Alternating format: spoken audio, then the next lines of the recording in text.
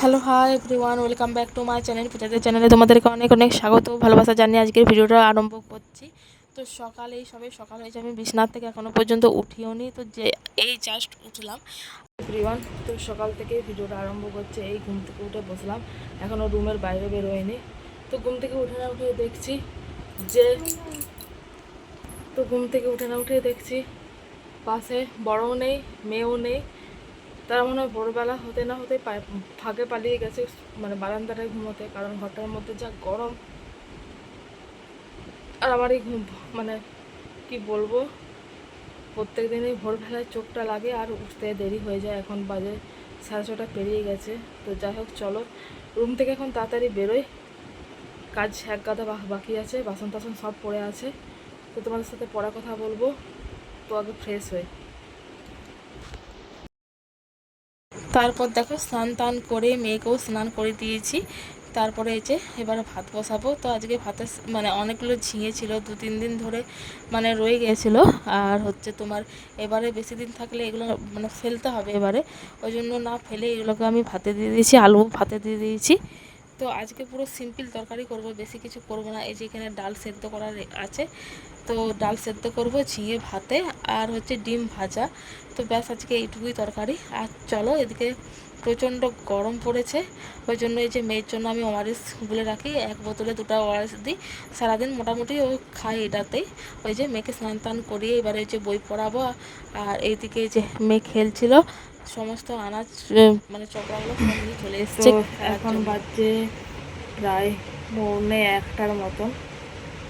রান্নাবান্না সারা হয়েছে। আজকে রান্নাবান্না আমি কিছুই করিনি, স্রেফ ডিমের ঝোল করেছি সোয়াবিন দিয়ে, মুসুর ভাতে দিয়েছি আর ঝিঙে ভাতে দিয়েছি। আজকের পুরো শর্টকাট রান্না। ভেবেছিলাম পেঁয়াজ পোস্ত করব, পোস্ত করার জন্য পেঁয়াজও কেটেছিলাম এক গুচ্ছে। এত গরম লাগছিল যে ব্যাস আমি পেঁয়াজে রেখে দিয়েছি, আর করতে মনে গেল না। আর হচ্ছে আজ সকাল থেকে মানে চোখটা খোলার থেকে জানলাটা খুলে দেখছি যে কি এত বিভৎস রোদ, মানে আমি কি বলবো। আমার এই সকালের রোদ দেখলে আমার মাথাটা গরম হয়ে যায়। একটু সকালে জানলাটা খুলে দেখবো, মেঘটা বেশ কালো কালো, বেশ ঝড় দিচ্ছে, ওটা দেখলে আমার মনটা বেশ খুশি হয়ে যায়। কিন্তু এই চোখ খুললেই, জানলা খুললেই যদি আমি দেখি একবারে কাট করে রোদ দিয়েছে, মানে মাথাটা পুরো করে গরম হয়ে যায়, আমার আর সারাদিনটা ভালোই লাগে না। তো অনেকে বলছে জ্যৈষ্ঠী মাসটায় বৃষ্টি না হওয়ার কারণ নাকি জ্যৈষ্ঠ মাসটা যে এবছর মল মাস পড়েছে, ওই জন্যই বলছে যে কি নাকি বৃষ্টি হয় না। তো জানি না এর মধ্যে এত কোনো কিছু যুক্তি ব্যাখ্যা কিছু আছে না, নেই। তো যাই হোক নাই হোক, জলটা কিন্তু জ্যৈষ্ঠ মাসে হয়নি, প্রথম দিন থেকে কিন্তু হয়নি। তো দেখা যাক, আষাঢ় মাস তো আর মল মাস নয়, আষাঢ় মাসে দেখা যাক কী হয়। যাই হোক, চলো মেয়ে এখন বই পড়ছে, সরি বই পড়ছে না, লিখছে। এই যে ও এখন লিখছে, ওকে আমি পড়িয়ে দিই, তারপরে খাওয়াবো। আমাকে আজকে পড়াতেও মন যাচ্ছে না, ওই জন্য শুয়ে পড়েছি। নাহলে আমি পড়াতে কোনো দিন শুয়েও নি, ফোনও ভিডিও করিনি, ফোনও দেখিনি। আমার ফোন থাকে একবারে আলমারির উপরে। তো যাই হোক, চলো, পড়াতে না মন গেল, পড়াতে হবে, কারণ এই বাচ্চাটার মাথায় গোবর আছে। এত ছোটো থেকে ব্রাহ্মী শাক খাওয়ালাম। যারা আমার চ্যানেলটা মানে দেখোনি, তারা আমার প্রথমের ভিডিওতে যাও, আজ থেকে 3 বছর আগেকার ভিডিওতে। তখন আমি সব এর বাচ্চাদের খাবার নিয়ে আমি ব্লগ, মানে বাচ্চাদের খাবার মানে হেলদি খাবার নিয়ে আমি ভিডিও করতাম। তো সেই ভিডিওগুলোতে দেখে ওকে আমি কী কী খাওয়াইছি আর কী কী না খাইয়েছি। তাও যে এর মাথার বুদ্ধি, এত যে ব্রাহ্মী শাক খাওয়ালাম, ব্রাহ্মী শাকে যে কোন দিকে গেল ভগবান জানে। এদিকে বুদ্ধি আছে, এদিকে পড়ার দিকে কোনো বুদ্ধি নেই। মাথা পুরো একে পড়াতে গেলে মাথা পুরো আমার ধরে যায়। তো যাই হোক চলো, আর বেশি বকবক করবো না, দাদা পড়িয়ে দিই।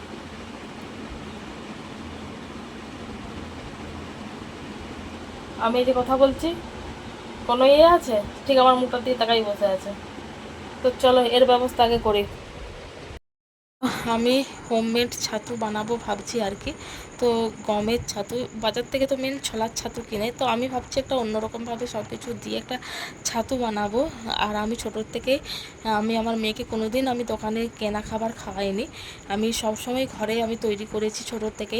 আর আমি আর মেয়েকে কী খাওয়াতাম না খাওয়াতাম সেই ভিডিও আমার অলরেডি পুরোনো ভিডিও আছে, তো সেখানে দেখতে পারবে। আমি যাই করতাম, যে আমি মেয়েকে যে হলুদ গুঁড়োটা খাওয়াতাম সেটাও আমি ঘরে নিজে বানাতাম, এমনকি জিরে গুঁড়ো সব কিছু আমি ঘরে বানাতাম, দিয়ে আমি খাওয়াতাম, আমি ফাঁকের জিনিস কোনোটাই খাওয়াতাম না।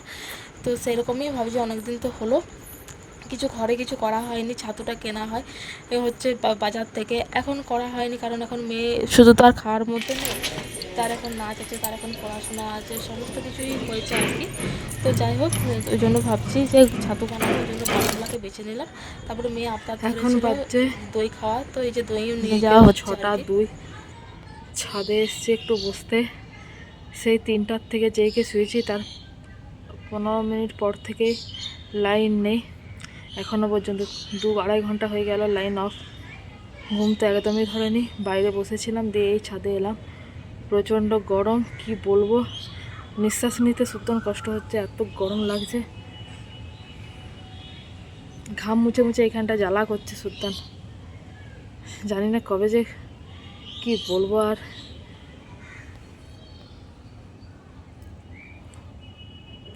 যদিও বা লাইন এলো দুবার, ব্যাস একটুক্ষণ আসলো আবার চলে গেল। নিচে এখনও সব কাজ পড়ে আছে, ঝাড় দেওয়া, বাসন ধোয়া, সব কিছু বাকি আছে, কোনো কিছু হয়নি। গরমে একটু কোনো কিছু করতে পারিনি, ছাদে চলে এসেছি। ছাদটাও নিচটা যা তাপ, পাটা রাখতে পারছি না, 6টা বাজছে এখনও পর্যন্ত তাপ কেমন। আর গাছগুলার অবস্থা দেখো, বেচারিদের অবস্থা দেখো একবার, পুরো ঝুমে কি হয়েছে, মানে কীরকম রোদটা এরা সহ্য করেছে দেখো। আমরা ঘরের ভিতরে পারি না, এরা রোদের মধ্যে ছিল এতক্ষণ। লাইন এলো প্রায় 7টা বাজতে যায়, তখন লাইন এলো। এতক্ষণে জল দিলে, তখন জল টল ধরে মেয়েকে পরিয়ে, তোমার অনেক দিন হলো এই ড্রাই খেজুরগুলো এনেছিলাম, এগুলো ডাস্ট মানে পাউডার গুঁড়ো করতে হবে। তো গুঁড়ো করার জন্য মেন হচ্ছে এটা ছাড়াতে হবে, কিন্তু আমার টাইমেই পাচ্ছিলাম যে এইগুলো ছাড়াবার জন্য। তার থেকেও বড়ো সমস্যা হচ্ছিলো মিক্সার গ্রাইন্ডারটা, ওটা খারাপ ছিল, ওটা আজকে বাগিয়ে নিয়ে এসছে। তো এই জন্য এগুলো হচ্ছে, এগুলো এবারে ছাড়াবো। তো এগুলো ছাড়াতে গেলে আমার নখের অবস্থা যা হবে আমি সেটাই ভাবছি। আর একবারে কিনে এনেছিলাম, তখন নখগুলো পুরো ব্যথা হয়ে গেছিলো। তো যাই হোক, কষ্ট তো করতেই হবে। তো চলো এগুলো ছাড়িয়ে ফেলে চটপট। তো ভীষণ শক্ত, ছাড়াতে একদমই পাচ্ছি না, জানি না বটিং দিয়ে কাটতে হবে নাকি, ভীষণ কষ্ট। যা হোক করে একটি মাত্র ছাড়িয়েছে, এই যে তার বীজটা। তো দেখা যাক চেষ্টা করে কত দূর হয়। এই ছাড়ানোর ভেজালের জন্য আমি এই খেজুরগুলো আনিনি, কিন্তু এমনি খেজুরের থেকে এই খেজুরটার ভিটামিনটা বেশি। প্রচুর শক্ত, কিছুতেই হচ্ছে না, প্রচুর শক্ত। এটা মনে হয় বোটিংই করতে হবে, আমার হাতের দ্বারাই আর হবে না। চলো বোটিং থেকে কেটে নিয়ে আসি। তো যাই হোক চলো, বটিতেও অনেক কষ্ট করে এগুলোকে কাটা হয়েছে, একদম কেটে মানে টুকরো করাই যায় না, মানে কি বলবো এত শক্ত। তো চলো এগুলো এবারে মিক্সিতে দেখি গুঁড়ো হয় নাকি। চলো গ্রাইন্ডারে তো দিয়েছি, দেখা যাক এবার এটা কতটা গুঁড়ো কি করতে পারি। এর আগেরবারে যখন করেছিলাম খুব একটা মানে ভালো, মানে একবারে পাউডার হয়নি, তবে এই প্রোটিন পাউডারটা কিন্তু দারুণ কাজ করে। আমার মেয়েকে আমি খাইয়েছিলাম, রেজাল্ট কিন্তু হাতে হাতে পেয়েছি। তোমরা চাইলে এটা কিন্তু এরকম করে পাউডারটা তৈরি করে রাখতে পারো। হাই এভরিওয়ান, আমি যা বড় একটা বিপদ থেকে উদ্ধার হলাম, মানে কি বলবো, এখনো পর্যন্ত আমার হাত পা কাঁপছে। আর মানে আমার কি বলবো, এত আমার মানে হাত পা এখনও আমার কাঁপছে। আমার মেয়ে ভয়ে ঘুমিয়ে পড়েছে বাইরে, ঘরে শুদ্ধ ঢোকে না। এত বড় একটা বিপদ, মানে মরতে মরতে বাঁচলাম যাকে বলে। তোমাদেরকে তো এইমাত্র দেখালাম যে আমি ড্রাই খেজুরগুলো আমি গুঁড়ো করবো। তার আগেও আমি বলেছিলাম যে মেশিনটা আমার খারাপ ছিল, সেটা বাগিয়ে এনেছে। তো তারপরে জানি না কেমন কি বাগিয়েছে না বাগিয়েছে না চেক করেছে, তোমাদেরকে দেখাই। আমি অন্যান্য কন্টেন্ট ক্রিয়েটারের মতন মানে বিপদের সময় আমি ভিডিও মানে অন করতে পারিনি, মানে পারি না, ওই জন্য তোমাদেরকে দেখাতে পারলাম না। পুরো দেখো, আমি এখনও পর্যন্ত তার এখানে ঝুলছে, সেই জাস্ট দিয়েছি, দেখো হাফ গুঁড়ো হয়েছে,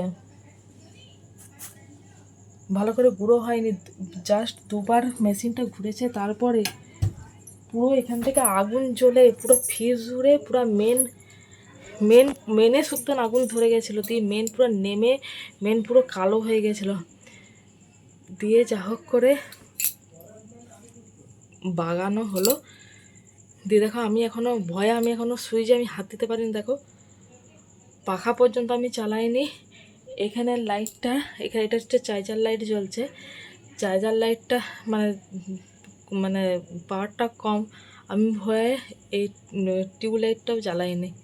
এত এখন আমার হাত পা কাঁপছে, জানি না মানে যা বড় বিপদ থেকে, মানে আমি বললাম না আমি মরতে মরতে পারছিলাম, সামনে আমার মেয়ে ছিল, মানে আমার এখনও বুকটা ধরাস ধরাস করছে, যা মানে কি বলবো বলে কোনো আমি ভাষা দিতে পারছি না। সত্যি ভগবান ছিল বলে সত্যিকারের নাহলে আজকে যা বড় বিপদটা হচ্ছিল না, কি বলবো। তো যাই হোক, চলো, জানি না বিশ্বাস করবে না, কারণ আমার কাছে প্রমাণ দেওয়ার মতন কিছুই নেই, শুধু মুখে বললাম। সে সময় যদি আমি ফোনটা অন করে রাখতাম তাহলে হয়তো তোমরা দেখতে পেতে, কিন্তু আমি ফোনটা তো অন করে রাখিনি। কি বলবো, আমি আর কিছু বলতে পারছি না। চলো ভিডিওটা আমি এখানেই এন্ড করে দিচ্ছি, আমার হাত পা প্রচুর কাঁপছে।